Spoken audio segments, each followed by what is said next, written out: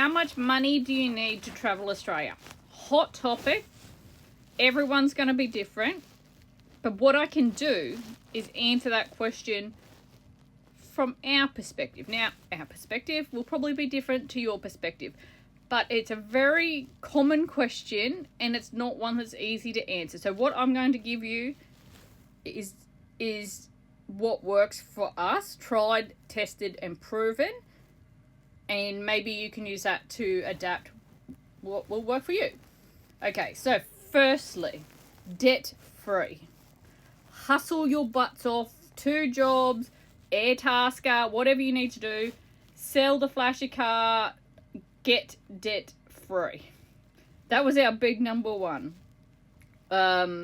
We also had an investment property we were paying off, and we didn't sell that straight away because it was paying for itself. So while it was a mortgage, it was not actually costing us anything out of our weekly paycheck. So we just let it ride. But we had like nice Amarok car and stuff, and we sold all that and got shit boxes, like reliable shit boxes, but like just get rid of the extra debt.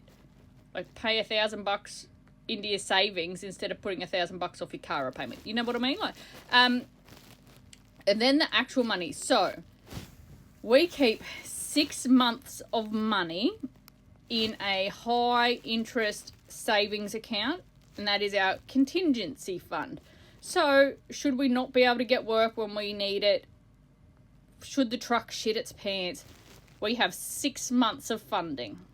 And your 6 months is going to be a different figure to my 6 months. So I'm not going to put a figure on it, but there is 6 months of funding in what we call our contingency fund. You know, if you're a car and a van, what happens if your car motor blows up? You know, you never know what's around the corner. Life is crazy. So we keep 6 months in a contingency fund. Then we have our travel account. And while we're working, we build our travel account. Just pay your expenses every paycheck and put the rest into your travel account. And we don't hit the road if there's less than 4 months in that travel account. You could hit it for a month if you wanted, but for us it's 4 months.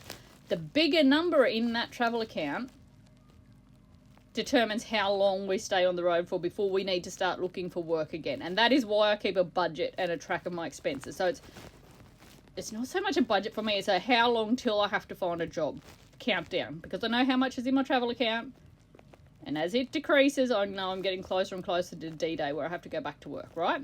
So that's my everyday account, contingency fund, and then every cent we've had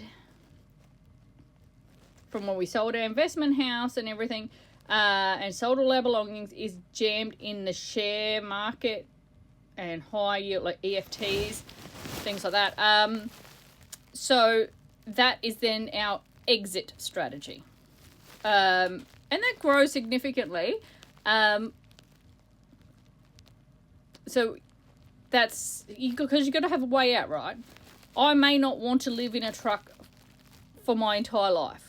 So I have to have an exit strategy, and I have to have enough in there to buy a block or pay some rent or whatever your solution is. So your exit strategy might be different to me. You might not want to buy when you finish travel. You might want to rent again or live on a houseboat or whatever you want to do. So you've got to have your exit strategy.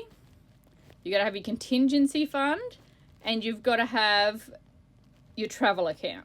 And that's how we break it down. Now, we have managed to grow our exit strategy fund because we've worked some jobs that pay really well. So even though it might have meant we only had 6 months in our travel account when we could have had 12 months, we've put extra into our exit fund.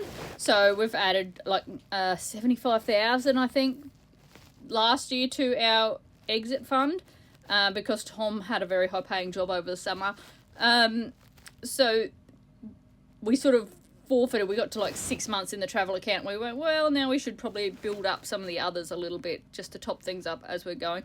But then we also reinvest all the shares, interest, dividends, that all gets reinvested into our exit strategy as well.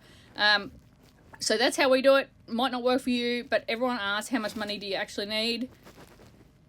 Say 4 months in your travel account, 6 months in your contingency fund and enough money in an exit strategy to get out should you decide travel life is not for you. That's the short version. It's just taken me 5 minutes to say it.